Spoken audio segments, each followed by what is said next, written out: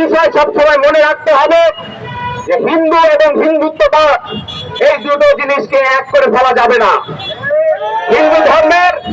হিন্দু ধর্মের উৎপত্তি হচ্ছে শান্তি, উদারতা এবং ধৈর্য এবং যে কোনো সহিংসতার বিপক্ষে অবস্থান নিয়ে দাঁড়িয়ে।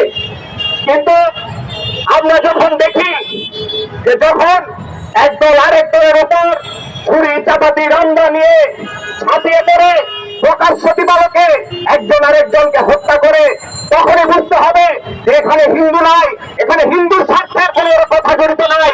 এখানে যেটা আছে সেটা হচ্ছে ফ্যাসিবাদের দোসর।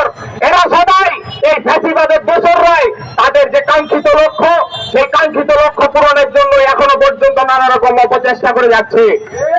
ভারতের জনগণের সাথে আমাদের বাংলাদেশের মানুষের কোনো প্রকার বিরোধ নাই।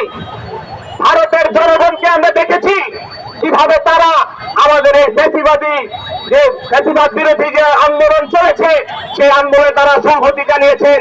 সুতরাং নানা রকম অপচেষ্টা আমরা দেখতে পাচ্ছি। ভারতের জাতীয় পতাকাকে মাটিতে রেখে পা দিয়ে হেঁটে যাওয়া হচ্ছে। আমরা এই সকল ঘটনার নিন্দা জানাই। এই সকল ঘটনার মধ্য দিয়ে শুধুমাত্র বিদ্বেষ করা হচ্ছে, বিদ্বেষের তৈরি করা হচ্ছে। আমরা বলছি যে ভারতের জনগণ বাংলাদেশের বন্ধু, তাই বন্ধু হয়ে আমরা বন্ধুর পাশে দাঁড়াবো। আমাদের বিরোধিতা ওই ফ্যাসিস্ট হাসিনার যে প্রভু, সেই মোদির যে রাষ্ট্রনীতি ভারতের, তার বিরুদ্ধে, ভারতের জনগণের বিরুদ্ধে আমাদের কোনো ক্ষোভ আক্ষেপ নাই।